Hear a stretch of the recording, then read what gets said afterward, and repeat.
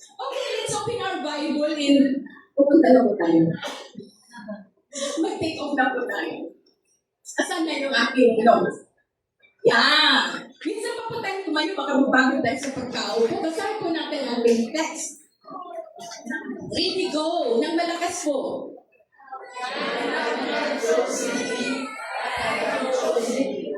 And ordained you that ye should go and bring forth fruit, and that your fruit should remain, that whatever you should ask of the Father in me. Amen. Manalangin po tayo, Lord. Maraming salamat sa pagbabasa ng salita mo. We know, Lord, na may mensahe ka sa amin sa umaga ito. Bless mo ang bawat isa. Help us, Lord, not just a hearer of the word, but a doer as well, Panginoon. Bawat isa na ang lahat ng aming marinig ng iyong salita, Panginoon, ay aming maunawaan at aming maipamuhan. Thank you, Holy Spirit. Thank you for your presence. Thank you, Lord. In Jesus' name we pray. Amen. Amen. Amen. Okay, makakapit na po tayong lahat, mga kapatid. Ang topic natin sa umagang ito, alam niyo na po ba ang topic? May isang pastor. Ano ba yan? May isang pastor, sabi niya sa congregation, mga kapatid, alam niyo na ba ang ipipreach ko? Sabi ng mga takpatan, Amen! Lahat ng nakakaalam ng preach ko, pwede na umuwi. Sunod naman, yung hindi nakakaalam, mayroon na dito yung iba nakakaalam, mag-pray, ang paano ibabahali ko? Amen! O sige, umuwi din kayo para pag-aralan ninyo. Narinig ang topic natin sa umaga nito ay palutong. Okay, buksan natin. Ang topic natin sa umaga nito, pero seryoso pa ako dito. Basahin po natin. Chosen by God. Sino po dito naniniwala na ikaw ay pinili ng Diyos? Amen. Sabi mo sa katabi ng kapatid, ay kung ay pinili ka ng Diyos. Yes. Pinili tayo ng Diyos. Bakit tayo nandito? Dahil pinili tayo ng Diyos. Sabi pa nga dito, at the very beginning, sa simula pa, ang Diyos ang pumili sa atin, hindi tayo ang pumili sa Diyos. Di ba kanina na basa natin sa text, now, you have not chosen me, but I, sabi ng Lord, ako ang pumili sa inyo. Wow. Ang Diyos ang pumili sa atin. Hindi tayo yung pumili sa Diyos. At sa simula pa, sabi pa dito, sabi pa nga sa Ephesians 1:4, God has chosen us before the foundation of the world, before you were born. Pinili na tayo ng Diyos bago pa likhain ang mundo ito. Malikot po ako mag-pray. Sinsiyan ko kayo, kakalabitin ko yung makakaigil.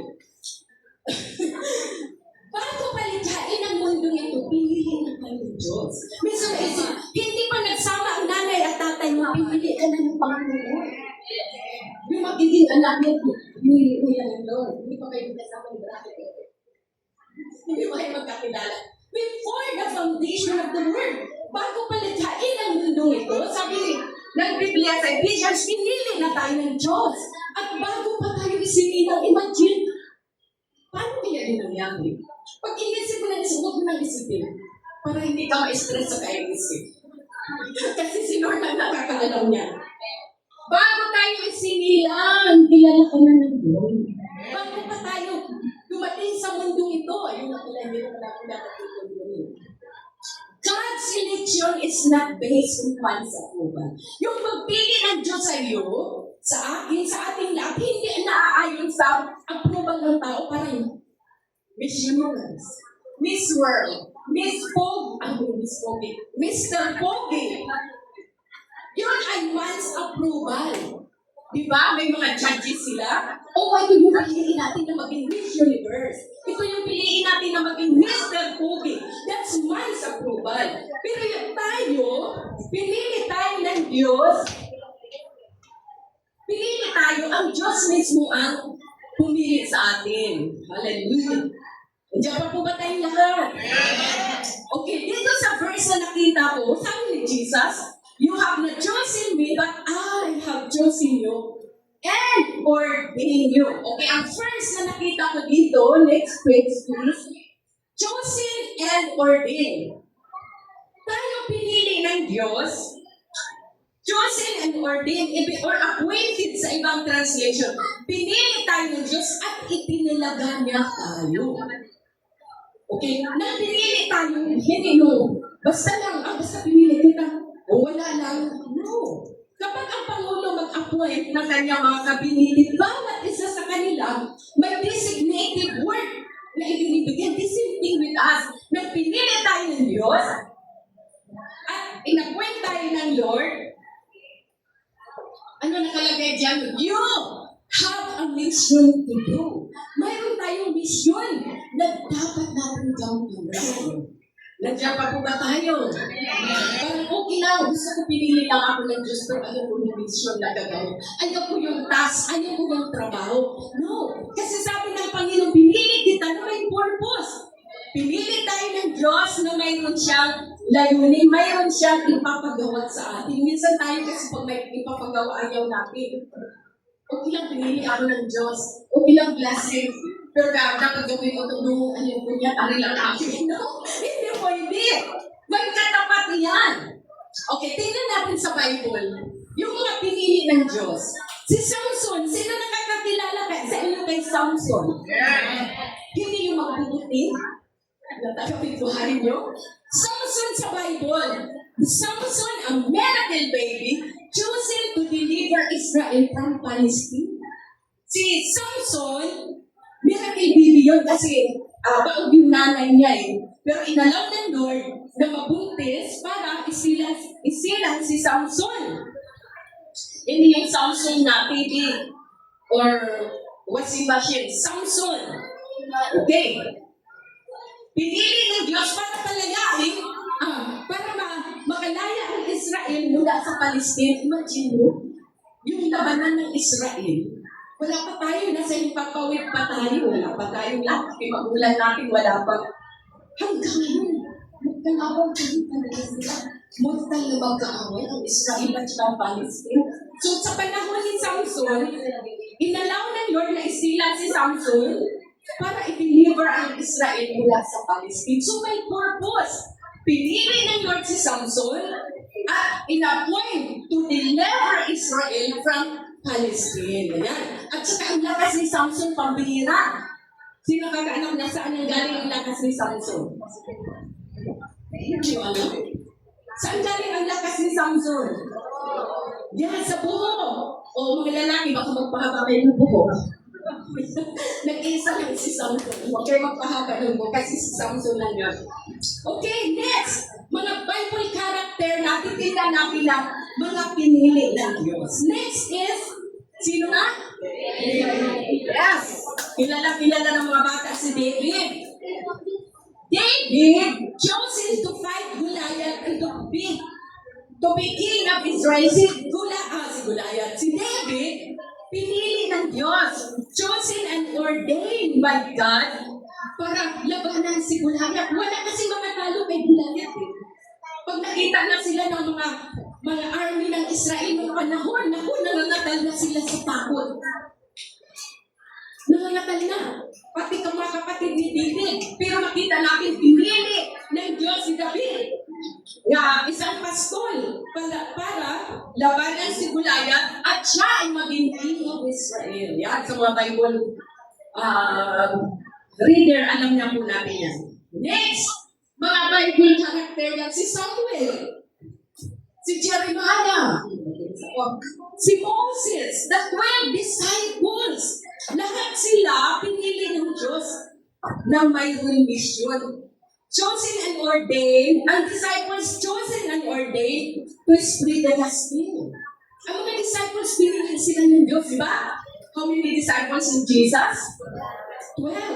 Pinili talagang iba't ibang pinanggalingan na may mangingisda, may tax collector. Sino pa ba yung iba? May doktor, si Lucas, doktor yun. Okay, iba-iba ang kanilang pinanggalingan o iba-iba ang kanilang buhay. Pero pinili sila ng Diyos, ni Jesus, para chosen and ordained to spread the gospel, to heal the sick, to deliver those who are oppressed by the enemy. So may mission. May mission, may task na ibinibigay ang Lord para sa bawat isa ng kanyang mga pinili. And now, next. Now, it is our turn. Ngayon sa atin naman, are you chosen and ordained by God? Dapat tanong po, ikaw ba ipinili at ipinilaga ng Diyos? Yes and no?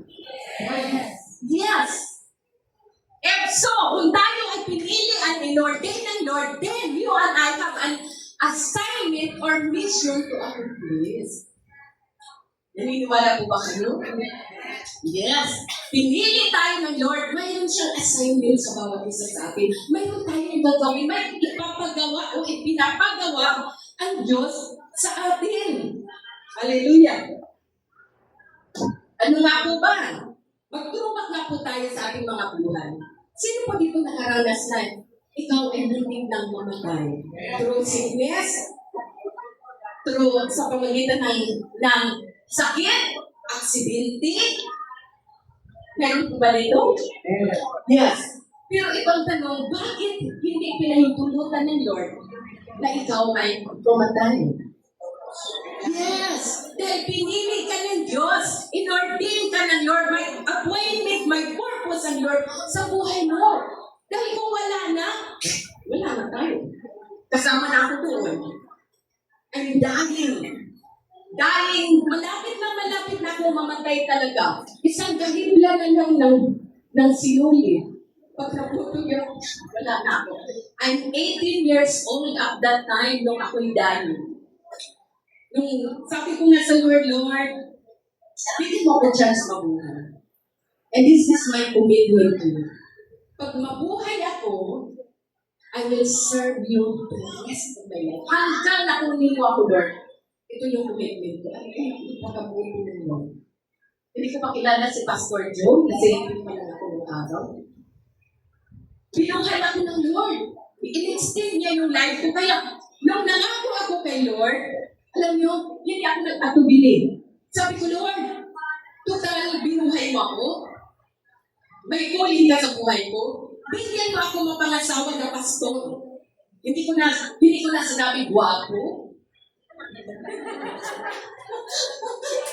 Hindi ko na sinabi na kung anong pangalan. Kasi dapat specific daw yun. Kung anong pangalan. Pero sabi ko, basta ang start ng pangalan niya, Lord, ay J.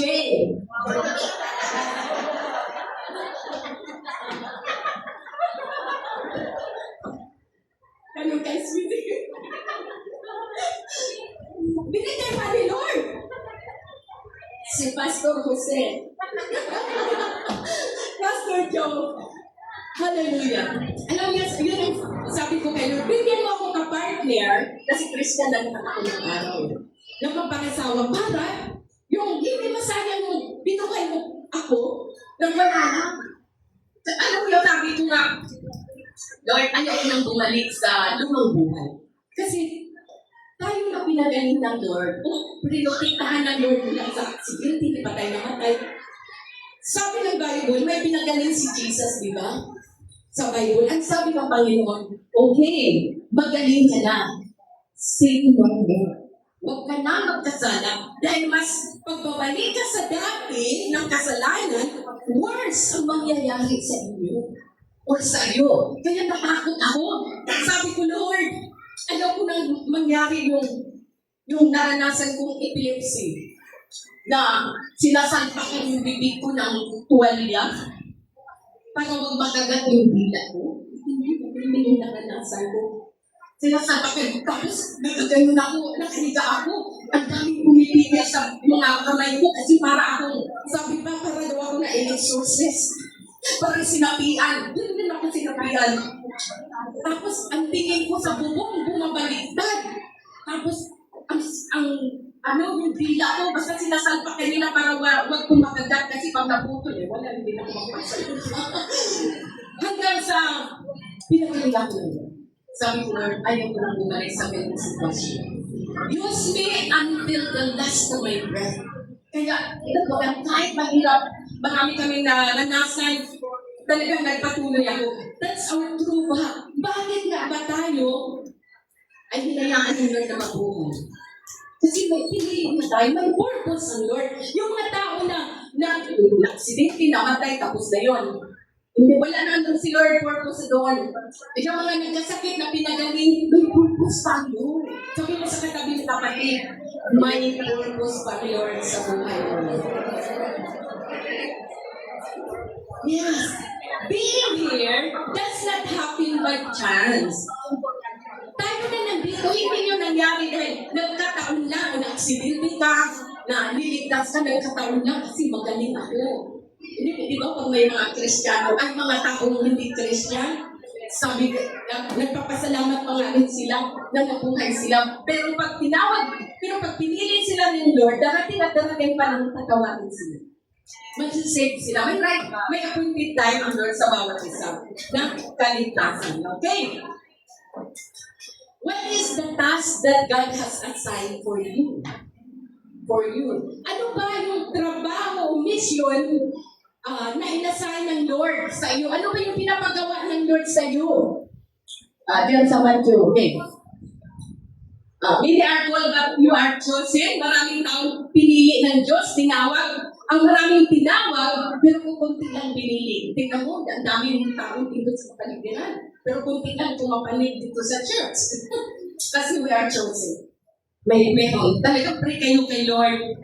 Kung anong plano. Kasi wala tayong excuse. Sabi ko, sige nga, Jane. I think that's not yet Jane. Mamaya. Sorry, hindi ko naman nailagay. We have no excuse. Alam nyo, Lord, salamat pinili mo ako. Pero wala akong kakayanan mag-share. Si Moses, ang excuse niya, sabi ng Lord, ipalayain mo, igay mo ang Israel, makalaya mula sa Egypt. Lord, sabi ni Moses, utal ako eh. Alam niyo yung utal?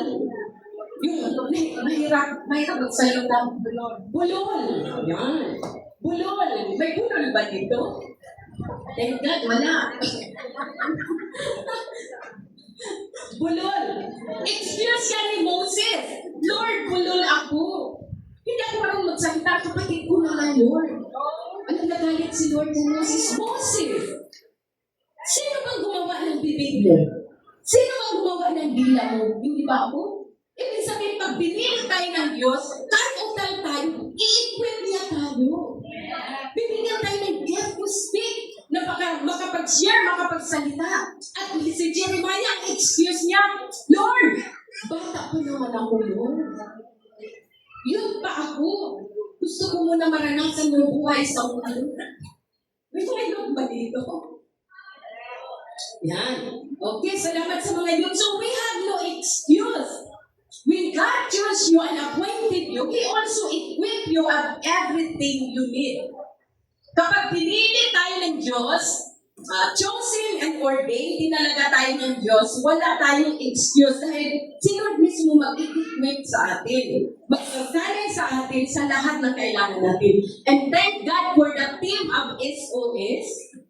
Yes, natutuwa yan sa mga commitment ng SOS. Talagang sasacrifice sila pupunta tuwing Tuesday. Pagdating doon, sandali lang, hindi na nakakapag-rest. Mga ilang segundo na, hahayo na sila by group. Pagkatapos nila humayo, pagbalik, magtuturo naman si pastor, magtitrain. Wow. That's part ng pag-appoint ng Lord sa atin. Parang, masarap naman yung buhay natin na nagiging useful for God's glory. Sabi mo, kapatid pakilabang ay yung buhay. Magkirap tayo ng kausap.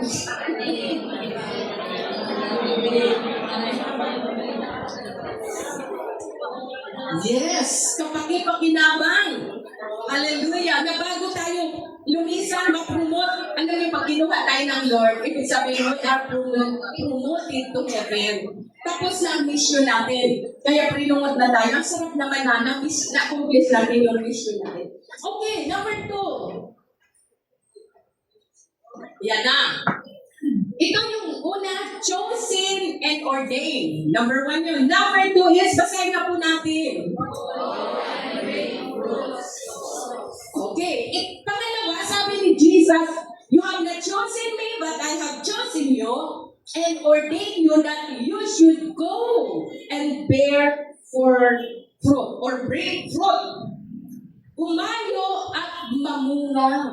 At ang bunga nito, this is not the fruit of the Holy Spirit. This is a specific mga kaluluwa.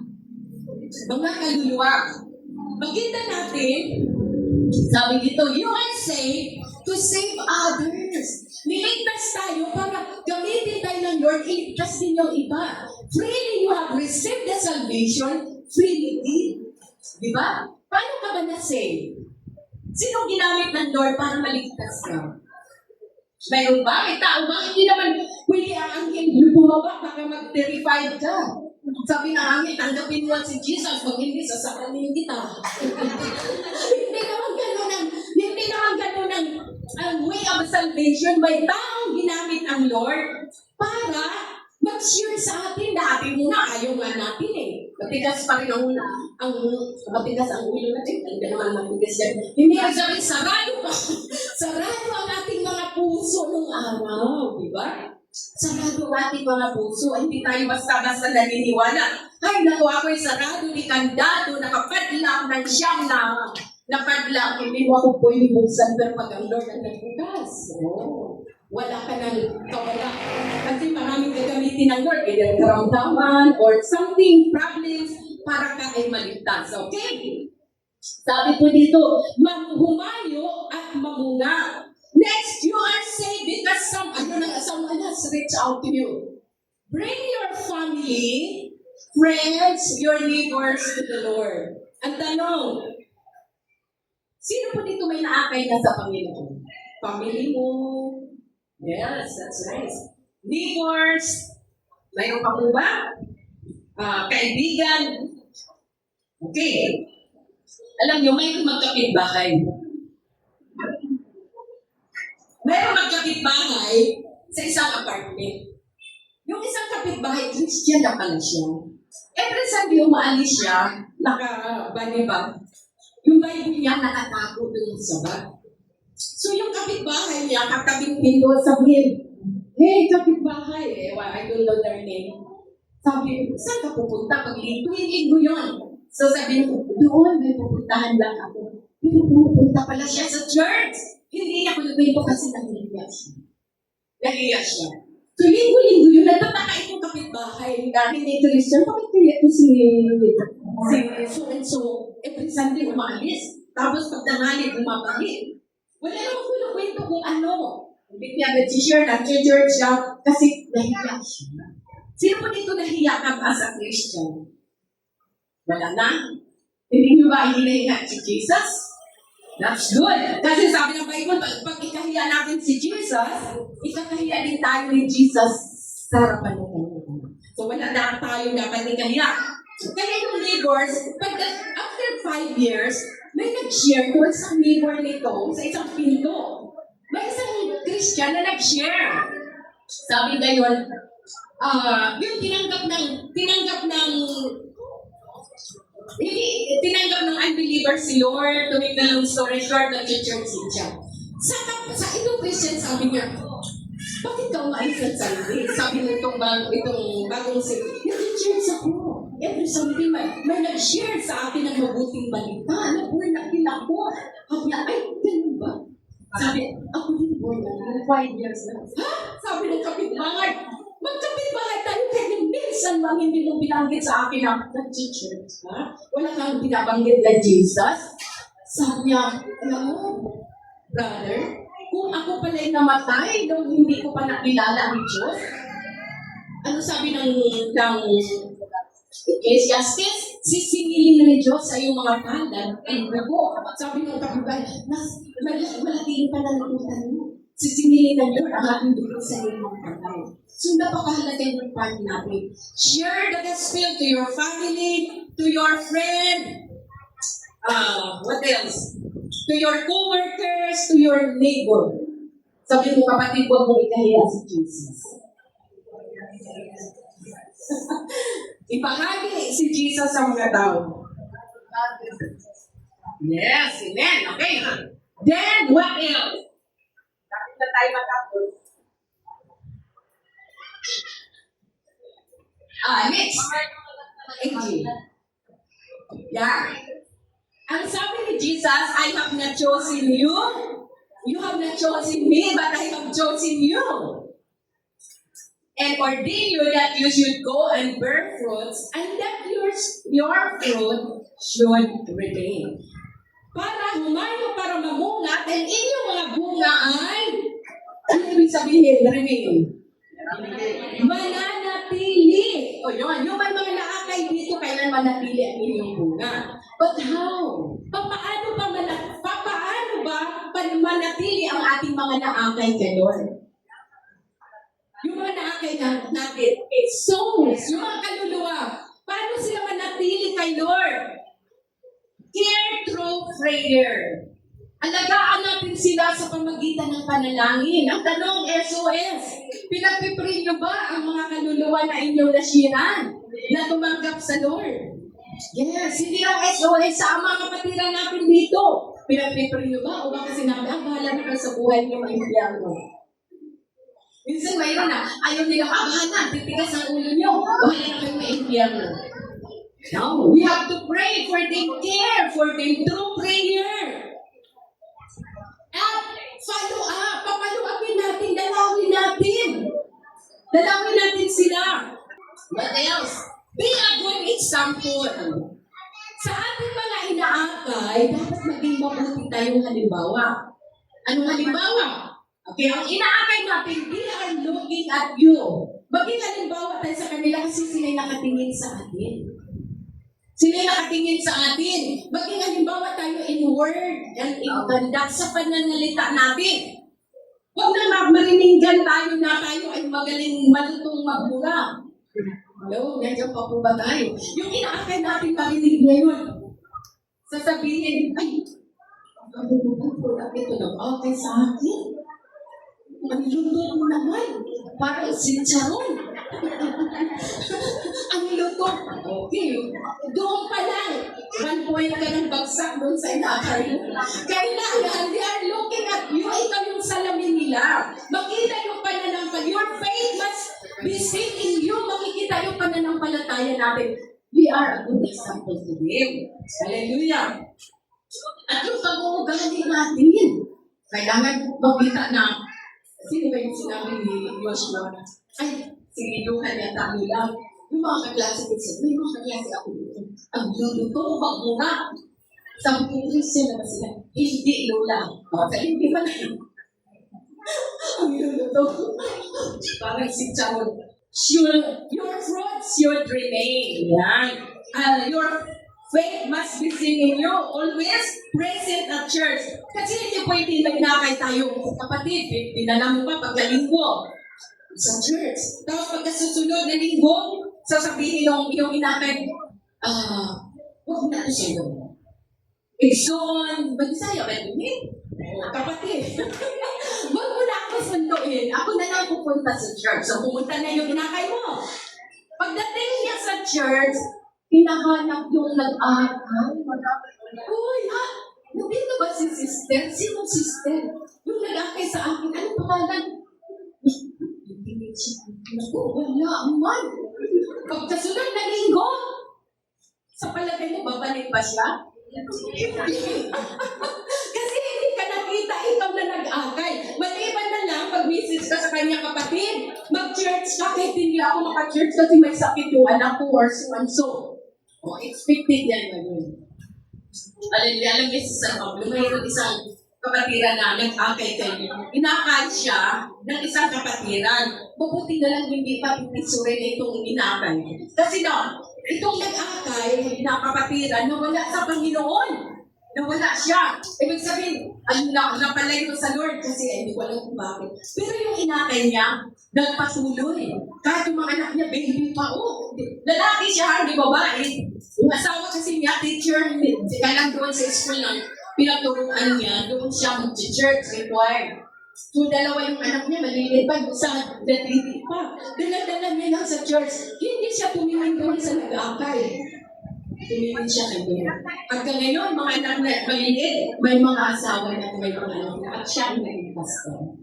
Ang sarap kung hindi tumingin sa'yo, pero majority, tumingin sa atin na nag-aakay. Diyan pa po ba kayo? Always praising the church. Good listener, a worshiper, and a giver to God. Yes. Pag-uwi natin sa bahay, ang tigri-tigri mo. Ang lakas yung luwan-luwan. Be a good example sa iyong ginaaral.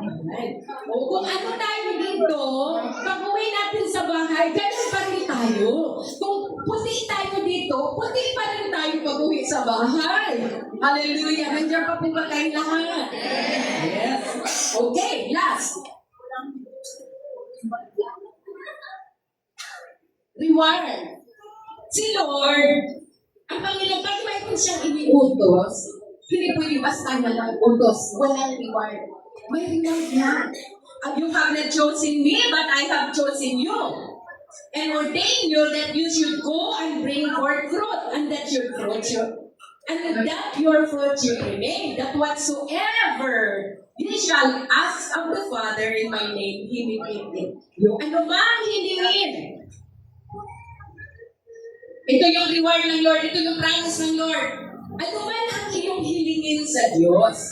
What is your need? Ano bang kailangan mo sa Panginoon?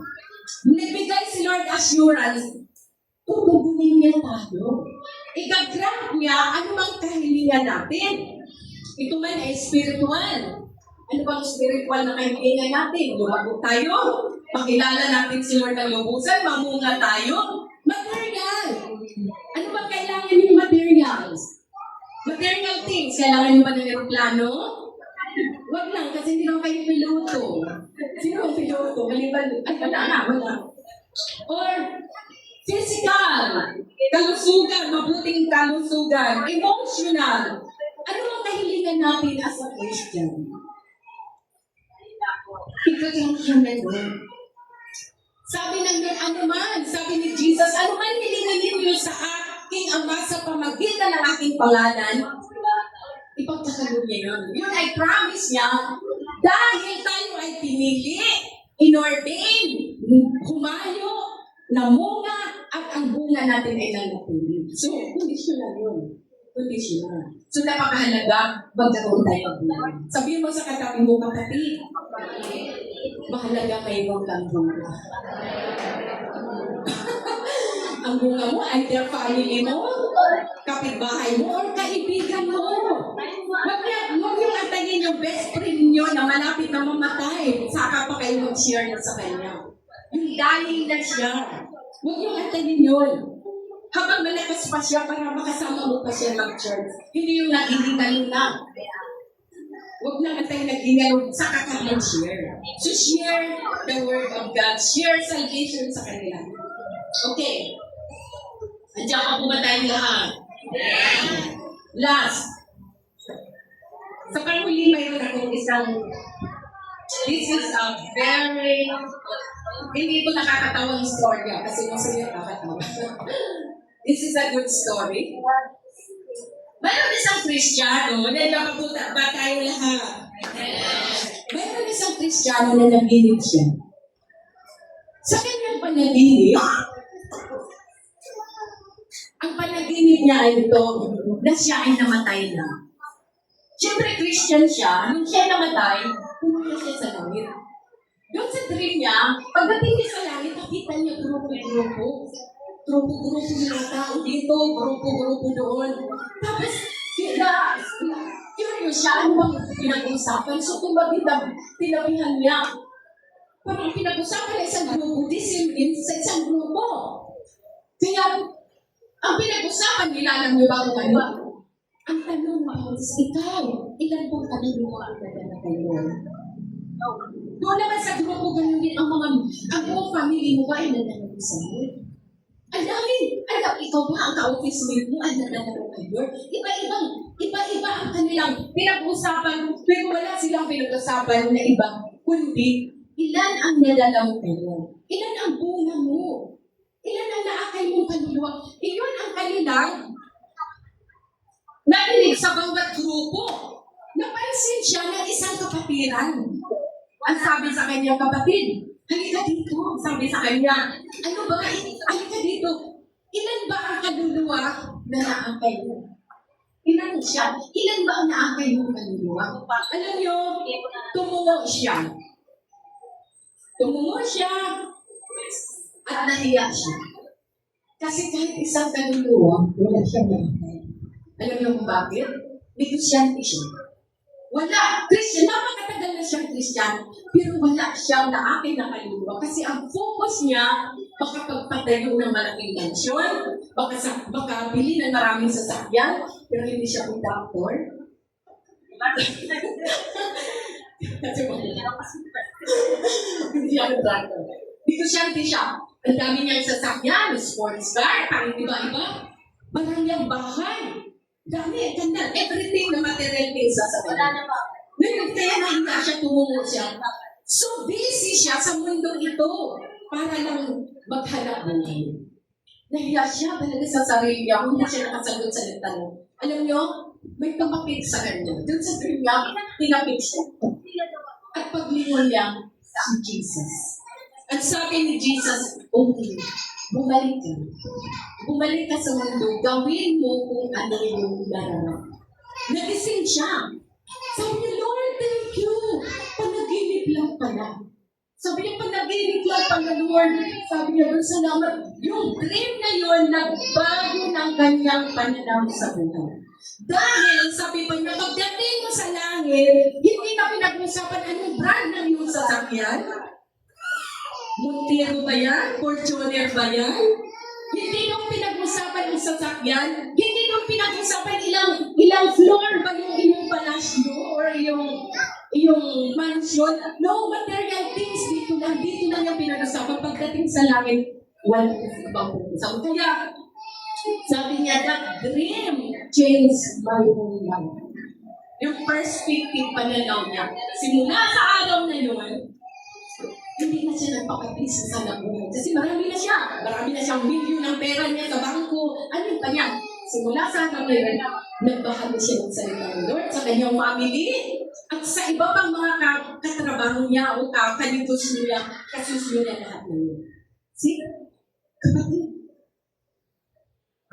Yun din ang tatanong sa akin pagdating natin sa langit. Ilan bang kaluluwa ang naibas?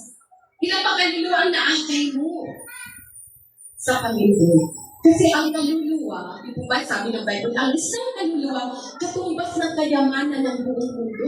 Di ba sabi dito sa Biblia, maangkin naman ang buong kayamanan ng mundo kung ang isang kaluluwa ay mapapunta sa impyerno. Walang isang. So ang isang kaluluwa, katumbas ng kayamanan, yung billion na kayamanan sa mundo for one soul alone. Kaya napakalam. We are chosen and ordained to go and bear fruit, and that our fruit should remain. Whatsoever we ask of the Father, sabi ni Jesus, sa kanyang pangalan ay ibibigay niya sa atin. Nandiyan pa po ba tayong lahat? Palakpakan po natin ang Lord. Hallelujah. Yes, shall we rise together?